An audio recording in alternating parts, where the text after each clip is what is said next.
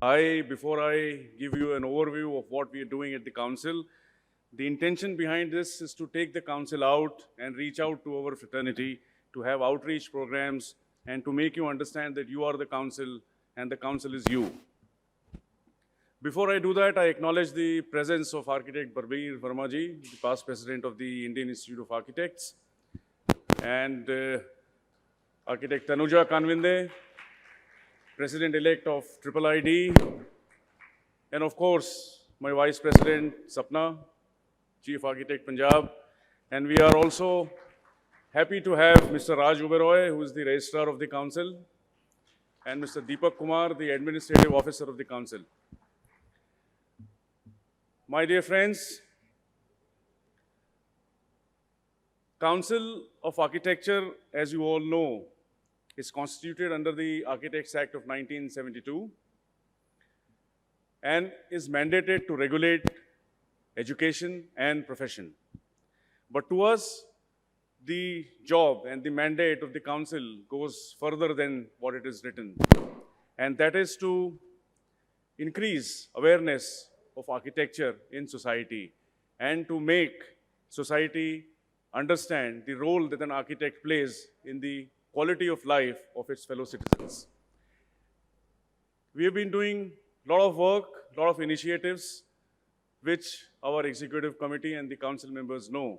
But I thought it is prudent enough to let you all know the kind of work that is being done for the betterment of the future generations of architects that will come in our country. After 38 years, we were able to regulate education and convert minimum standards of architectural education regulations in 2020. The last regulation was made in 1983. I'm sure in the long run, the minimum standards of architectural education will improve the quality of education that is happening in the country and will also produce better architects. We are also proposing amendments to the minimum standards very soon because we realize that there are certain issues that need to be addressed which were left unattended in the main regulation. We are starting grant of scholarship to economically weaker sections category students who are not able to pay the architectural fees, which are pretty high these days. We have kept a seed fund. We are trying to also generate CSR funding, and various agencies, we're talking to the ministry as well, to give us grants to be able to provide economic assistance, at least as far as the annual fees are concerned. We've also started giving approval to diploma courses in architectural engineering, architectural design, and architectural draftsmanship. And this is the first year that we started doing that. After the judgment of the Supreme Court, all architectural education related to architectural education is now resting with the Council of Architecture. We have about 60 odd diploma institutions which have come to us for approval. That will regulate that sector of education as well. We've made a prospective policy on architectural education and amendments, which will basically mean that a number of institutions will be regulated, where you can open institutions, where you cannot open institutions, where we'll be able to close institutions, how and when the new institutions would be granted permission to start new architecture courses. We're also in the process of making approval process handbook, a comprehensive document which will be able to tell us what is happening, how the process of approval of institutions happen. We've started new courses in architectural curriculum, traffic awareness and transportation planning, energy conservation, sustainability awareness with various ministries. We're also proposing amendments to the Architects Act, the process which started after the Supreme Court judgment, and various discussions, various stakeholders' involvement. We've been able to comprehensively amend the Architects Act, and the proposal has been moved to the ministry at the moment. We have acted against complaints against quacks or fuzzy architects, as you call it, and there's a portal there's a page on the website of the council where you can put your complaints online, and we have acted recently in more than about 100 plus quacks who have been posing themselves as architects. We have started an online public grievance cell. You can go to the website of the council and put in your grievance, whether you're architects, students, faculty, or non-architects. We have upgraded the COA website. If you would visit the COA website, you will understand that it is now more user-friendly, more tech-savvy, and more upmarket. We're starting a portal called Samarthya, which is the e-office, which combines e-office, TRC portal, training and research center portal, API verification by local bodies, etc. So the moment you get registered with a local authority and local authority wants to verify your license, it could be done through an API through the website of the council. And Samarthya portal is a portal which will be a landmark for architectural profession and education, wherein all possible information, including PhD research and the research that is happening, it's an archive of what is happening architecturally and interior design field in the country.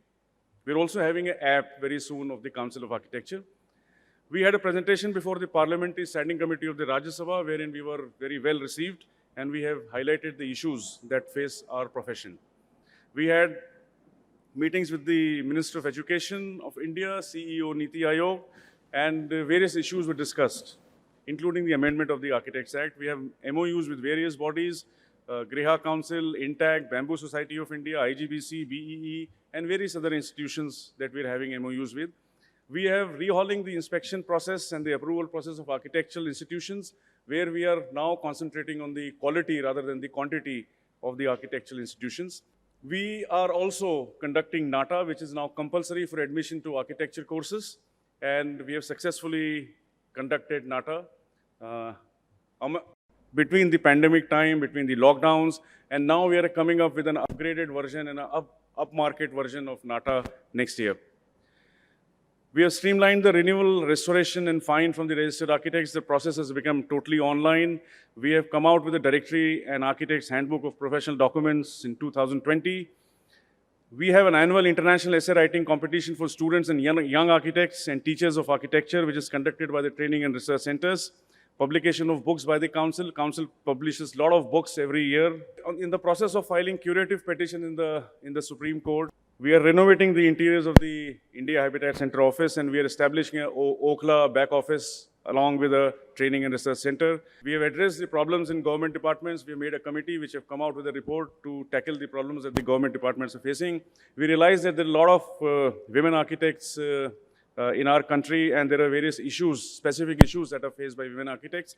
We have made a committee for women in architecture headed by our vice president. We have very strong presence in the social media because we feel that we should reach out to our fraternity. All of you, I think, are aware of the COA social that we're doing. And it has a couple of verticals. One is the dialogue, the other is the reads. Then we have women in architecture. And now we are having COA social people, where we're trying to reach out to society who are non-architects to make them aware of the importance of architecture and architects. We've also been mandated to prescribe fee structure in architectural institutions. We have a board of postgraduate education. We have career advancement scheme for faculty members. We are restarting the architecture, time, space, and people, and which is the magazine of the council, and also the newsletter is being revived. We have an urban studio core committee competition and a program where we have asked the students and the faculty to address urban issues, and we are granting them aid to do research. We have existing training centers in Pune and Bhopal. We are establishing one in Okhla, Delhi, and Bangalore, where the Bangalore University has given us a land of 2 acres, where we are establishing a convention center and the training research center. We have had various programs recently, 75 online programs in the last 3 months. And then we have the manual of architectural practice, for which we have assembled today. Architectural profession has undergone rapid changes in the last 50 years or so, and I understand that we as architects have failed to realize the changes that the profession has undergone, and that is becoming bane for our own profession.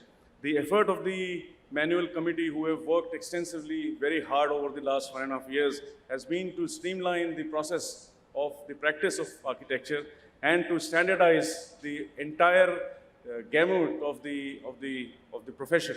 And I'm sure the committee would brief you about what has been done and what are the contents of the manual. Now it is up to us to understand. Let us understand a couple of things, and that the fraternity of designers, architects or interior designers, is very volatile and very expressive. And sometimes it's good, sometimes it doesn't work in our favor. My firm belief is that we have to be united because we are very small in numbers. We are 1,40,000 odd architects registered with the council, while there are about 1 lakh of engineers graduating every year. So our voice has to be heard and heard effectively. We need to go into administrative services, we need to go into politics, we need to go into other fields wherein we'll be able to define and to change the policies that are being made by the government. Unfortunately, we have very minimal presence in such areas. We have no presence in the bureaucracy, no presence in the politics, very few amongst all the policymakers that we have in our country. And I was telling you, we are a very volatile fraternity, very expressive fraternity, and we do not think twice before pulling our pants down in public and washing dirty linen in public. It is up to us to understand that when we are united, when we stand united, when we work unitedly for our own cause, our profession will not be respected, will not gain the kind of respect that is needed to establish ourselves as a force, and to us understand the intangible contribution that we all make in improving the quality of life of our users. A doctor's profession, like I always say, is tangible contribution which is acknowledged by the society and appreciated by the society, while you either live or work in spaces and places designed by architects and designers. So that contribution is to be acknowledged, and we only can do it. No one can come and no one will give respect. You cannot demand respect, you have to gain respect, and that respect happens when we are standing united and we are working for our own cause. And unfortunately, what happens sometimes is that our own fraternity criticizes the council or the IIA or associations, all our fellow architects. And these days of volatile social media presence, which is taken as the final word, it is quite damaging to our own profession. And we have to understand that we have to work collectively, we have to stand collectively for improving, and the respect that we demand from the society has to come from within the fraternity and not from outside the fraternity.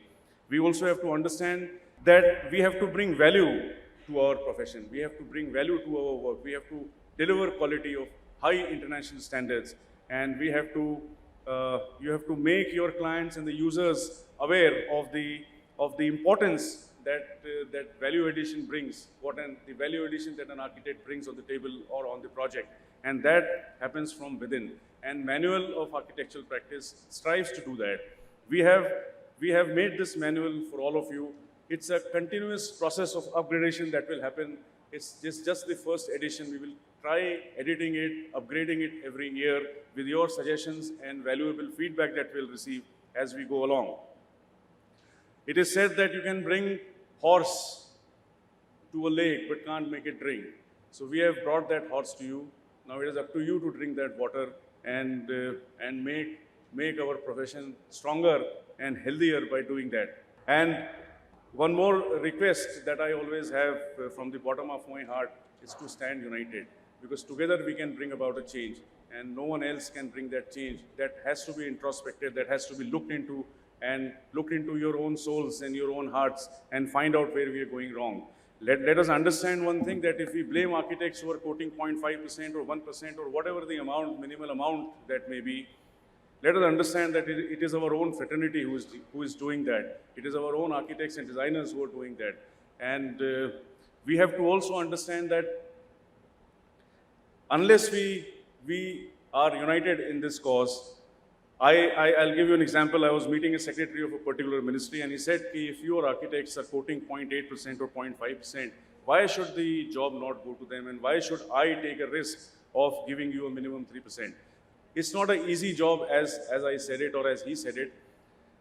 He says, why don't you not stand united and not quote for a project? Ultimately, you will be made to, you will be given what you deserve. But then it is us who do that. And there's someone has said that, मैं वो चराग हूँ जो आंधियों में रोशन था, मैं वो चराग हूँ जो आंधियों में रोशन था, खुद अपने घर की हवा ने बुझा दिया है मुझे. And this is what is happening. We have to understand and strengthen the process of internal unity and internal standing for a cause to give our future architects a better profession and a better life ahead. I thank you so much for giving me this opportunity, Shraddha and team, for me, and it's always a pleasure to be in Foaid. This is my 8th year in Foaid, and I thank you for the continued support and the invitation. And I'm sure the manual committee will elaborate on what it is and the kind of phenomenal job that the committee has done. There are a few more members in the committee who are not here with us today, and I would like to acknowledge all of their contribution. Sapna has been there continuously in the committee, giving her valuable feedback. Kapil Setia, who is the Chief Architect, Chandigarh, he is not with us today, but he has been a constant guide and support. Mr. Architect Vaidyanathan, who was the convener of he is the Chief Architect, Pondicherry. Architect J. Manoharan, who steered the committee as convener for more than 2/3 of the meetings. Architect Vijay Uppal from Chandigarh, Architect N. Mahesh from Trivandrum, Sandeep Shikre, of course, Salil, Ranadive, Prashant Sutaria, all of them are here. And Mr. Raj Oberoi and Mr. Deepak Kumar have always been there with their support and their inputs. And Bijal Parekh from Sandeep Shikre's office, a young architect who has worked wholeheartedly as the backbone of the entire committee. Thank you, all of you, so much, and thank you for being with us. I hope you will embrace the manual and you will help us standardize architectural profession in our country. Thank you so much. Just look at, we all know the background, that this is something that was past overdue. It's been 50 years since the Architects Act was established, and we've just sort of lived through it. The whole world has changed around us, and it was absolutely imperative that something that consolidates the way a practice is sort of conducted in India had to be put into place. So what we've actually managed to put together is this. It's a 5-volume set of a manual of architectural practice, and in a very detailed way codifies and enumerates all the different aspects of architectural practice. So there are 5 different volumes. The first one is called Guidelines of Architectural Practice. The second one is Guidelines for the Engagement of Architects and Code of Conduct of Competitions. The third one is, of course, Guidelines for Contracts. The fourth one is Fees, and the fifth one is Guidelines for running a practice itself. So let's look at Volume 1. Very quickly, opening Volume 1, this really sets the base. It sort of, talks about the definitions of how, you would sort of classify architect. It sort of traces the development of architecture as a profession, not only overseas, but especially in India. Then it sort of enumerates the Architects Act itself, and the whole setting up of the Council of Architecture gives you all the details of how to contact and all the different aspects of the council. Then, of course, Architectural Professional Conduct and Code of Ethics, which is already in place since 1989. But we have proposed a new code which is, sort of contemporary to the 21st century, which in fact talks about, even aspects like sexual harassment, equality, all kinds of aspects which are contemporary to child labor, etc., which, sort of are part of society today. And none of this, in a way, is part of what we were expected to do all those years ago. Then, of course, the role of architects. What do you do with a career in architecture, the different aspects of even careers beyond architecture? There's so many kids who sort of graduate and then, sort of figure out that they sort of want to do lateral fields like photography or even journalism or, related. So we're sort of trying to, in fact, structure and guide people beyond, just a degree in architecture. Aspects of architectural private practice, the type of firms you can begin and work with, what are the definition of the services, the scope of works, and of course different notes on the state of the profession, including, say, work of foreign architects, ideas about copyright, etc., etc. So there are various things that are sort of discussed in Volume 1. Volume 2 then is sort of engaging, is sort of talking about how do you sort of hire an architect. So what are the different aspects of, sort of structure in which you could hire architects? What are the different methods? In the earlier handbooks, they only spoke about competitions. but we all know that, there are interview method and nomination and, EOI and, request for proposal, etc., etc. So, there is a sort of charts like this which are part of the manual, which actually explain, the different methods, who is it best suited for, what is the kind of client's role in this, what are the architect submissions expected, in fairly detailed terms. Very detailed templates for how to run different kinds of competitions, whether they're single stage, multi-stage, invited, open, etc., etc. The third volume now is like, now that you've hired an architect, you're ready to hire an architect, you're then saying, let's look at contracts. You need to put a contract in place. And contracts, for example, in the earlier manual, used to be one single typical contract for architects. But we know that, the profession has actually become so complex. So we've actually got three kinds of contracts. A simple contract, a standard contract, and a comprehensive contract. So the different aspects of the contract then get discussed in detail. And as we go through some of the discussions post this, we'll sort of get into the details of all these different aspects. So the comprehensive contract, for example, so there are three kinds.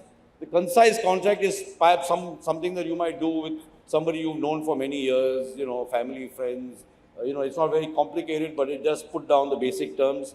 A standard contract is a little more, a little more formal, maybe suitable for private clients or developers and things like that. And comprehensive contracts you can actually do with the government, multinational companies. Typically, they throw a contract at you saying, our consultants, KPMG, has drawn up this contract that is standard for all our procurement. And we can turn around and say, hey, you know what, our council has now given us a contract. This contract eventually will be in the online version downloadable. You can, actually just change whatever little details you can actually show it to the client to say, this is what my council wants me to do, for example. So it sort of gives us teeth, as we go through, our professional practice. Having put a contract in place, what do you do next? You decide the fees. So this whole volume 4 actually discusses this whole aspect of fees in great detail. So we all, initially, we were told about percentage fees, and that is pretty much all that gets discussed. But we all know, and we all have had to follow different ways in which fees are sort of being calculated. It's unit area, it's percentage, it's sometimes, client just says, I want a lump sum fee, let's just, finalize a figure. You also are looking at man hours and effort-based sort of fees. So we are actually looking at all the different kinds of, fee structures. We've split up the kind of work into there are actually 10 different categories, because the nature of the effort involved is quite different from, say, doing residential work than doing institutional work, for example. So, and then again, breaking up the kind of work. So it's quite detailed. It's sort of, so there are 10 different categories of various kinds. And then we are sort of actually trying to, look at this whole idea of a fee band, of trying to say that practices in big cities, practices in small cities, there are, different kinds of overheads involved, sort of young practices versus, senior practices. So you cannot just say this one figure, for example, so we've there are very detailed calculations in terms of the type of projects, even the scale of the cost of projects, and then, worked out sort of a matrix that sort of fits in. And then the volume 5 is effectively management of firms. Nobody ever teaches us, the basics of running a practice. I mean, it is a business, in a sense. The moment you set up a firm, it's a business that has to ultimately balance out and make money. So we've talked about in this volume, you're talking to say, for example, 5.2 is talking to the really young junior architects who are just stepping out in the profession, hand-holding them to say, how do you become a member of the council? How do you set up a practice? What do you need to do? For example, a simple bullet list of saying, well, go and get a GST number registered, have a unique name for your firm, get visiting cards done, etc., etc. sort of value. Number three, that's really talking about managing the practice for, say, mid-level architects, talking about business management, financial management, telling them about the kind of software that is available, not just for drawings, but administration, for finance, calculation of manners, etc., etc. So we're also talking about, for example, if you look around, you see almost no Indian firms that are legacy firms of over 75, 80, 100 years, which are professionally run. I mean, there are a few firms that sort of get handed over within the family, maybe of one or two generations, and then they eventually all die out. And then you hear of names like SOM and HOK, and nobody knows who these people are anymore because they were like 100 years old. There's no Indian practice that has survived that long, and we start looking at this whole idea of succession planning, transitions, can you monetize the fact that I want to retire at the age of 70, but I've built this big sort of brand, and, can I monetize it and retire happily, for example, and somebody else takes over? So there are different sort of aspects of the profession that we've even spoken about. How do you build up on experience, the whole idea of mentorship, the nature of mentorship is changed, et cetera, et cetera. So wide range of topics. We've given sort of this whole idea of national specifications is actually giving you sort of direct links to things like National Building Code, fire regulations, maybe you're doing an airport and what are the relevant codes that are required. So you can literally, on the online version, there's a hot link available, you can get straight into it. So it really is a handbook that is sort of a manual, that is something that is a ready reckoner, easy to use, and pretty comprehensive. That's pretty much it. Thank you. Thank you, Foaid, for giving us this opportunity to come here and share our thoughts. So today I take this opportunity for everyone to again understand that in council, you all are council, and we are there to work for the betterment of our profession, for our architects.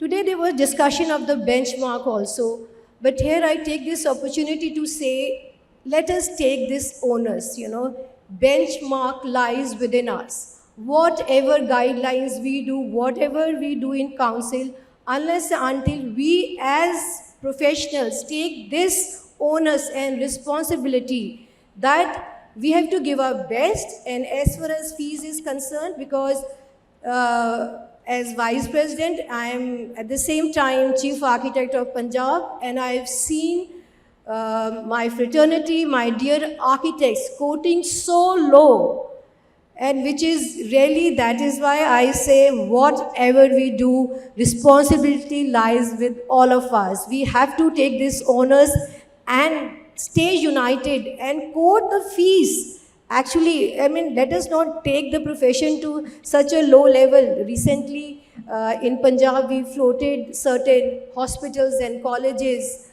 The fees has gone to 0.5%, and I wonder how these practices will fulfill what is required in all these projects. So coming back to my question, I would, sorry, I just want you to share these thoughts. So coming back to my question about type of practices, so I would like to tell our fresh graduates, our young practices, that what we are trying in manual is to be simple, to be crisp, to be precise, so that everyone, even who is not an architect, the society understands what is all about, So I remember that when I started, after finishing my graduation, when I started with my practice, so I really wish we had a manual like that, because it was like, andhere mein teer chalana kind of thing. So now would like, I'm sure all senior professionals are aware of that, but for our young practices and for our young fresh graduates, in this map, we advocate that the type of practices and the firms we have, freelance professionals, then we have sole proprietor, and we have 3 types of partnership firms, which is general, limited, and limited liability partnership, although LLP Council does not advocate this practice, LLP, but we are trying if we could get this kind of amendment done in Act, but till now we don't say that it's part of Council. and we have institutional consultancy, and we have joint venture firm. And in about freelance professionals to make our architects and our even the society to be aware what is freelance this practice is all about. So it gives the individual great freedom in terms of time and location, and it's great benefit to the females in the workforce. And then we have discussed about sole proprietor, where we have in the description we have talked. I have just pointed out the main headline, main things. The other literature, other detailed part, you will get to know when the manual is out. So for the sole proprietor, there is no need for the register of the company, and GST registration is applicable. And then again, we have discussed partnership, all the three partnership in detail, where we have talked about that the general partnership, all individuals co-own the firm, share the legal and financial liability equally. And for the limited partnership, this allows each partner to restrict their personal liability, but one participant must accept full personal liability. And LLP, I have just shared that it is currently not permitted under the Act, but we are definitely trying to bring this. And then we have institutional consultancy. It is Council of Architecture recognizes it as a valid form of offering professional architectural services. It is managed through a committee of faculty members and the authorities. CEL may assign the project to faculty members individually or in the groups, and all whose participant must be registered with the Council of Architecture. So this here has framed guidelines for the consultancy practice in architectural institutions, which are available at www.coa.gov.in. So I mean, in Punjab also, GNDU Amritsar is doing lot of work as a consultancy, institutional consultancy. Similarly, I think Chandigarh of Architecture is also doing that. And after that, we have this joint venture firm, and it's a common business practice to form a joint venture. It involves the formation of a new and distinct business enterprise, where two or more participants come together to share the expertise to win a specific contract for a specific period of time. JV has its own rules and formed by an agreement, and then there's a collaboration also. So again, there was another part which I've already shared. Yes, the firms for currently COA does not permit under the Act, and not even the private limited firm. And today we are here with we have our legal expert from Council of Architecture. We have our registrar with us. We have come with full team to answer each and every question you all have in your minds. And thank you so much.